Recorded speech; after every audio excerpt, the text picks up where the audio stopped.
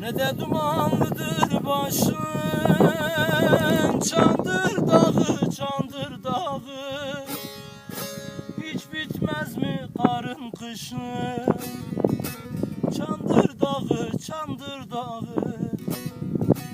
Bizim elin Çandır dağı. Su batana bir el eyle, bin boğaya selam söyle. Varsa hakkın helal eyle, dost dost bizim elin Çandır dağı. Su batana bir el eyle, şu yan yurda selam söyle. Varsa hakkın helal eyle, dost dost bizim elin Çandır dağı.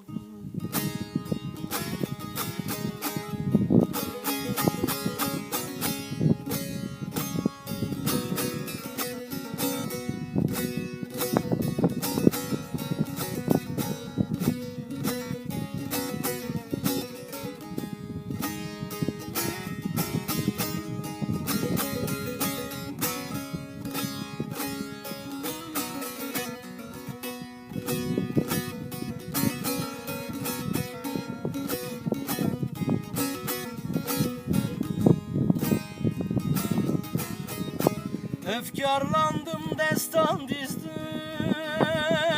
kalem alıp seni yazdım. Çok zamandır ayrı gezdim, bizim elin Çandır dağı. Çandır dağı, Çandır dağı. Su batana bir el eyle, Yağılcaya selam söyle. Varsa hakkın helal eyle, dost dost bizim elin Çandır dağı.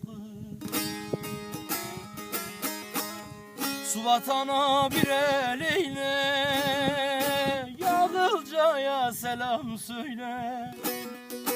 Varsa hakkın helal eyle, dost dost bizim elin Çandır dağı.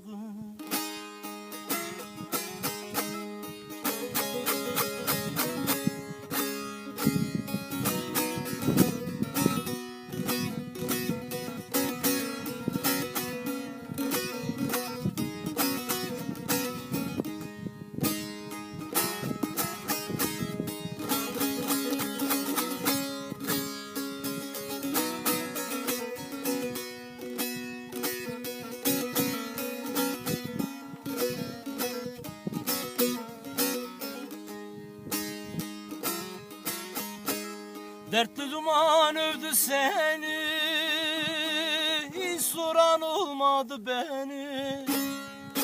Konup göçenlerin hani, bizim elin Çandır dağı. Bizim elin Çandır dağı.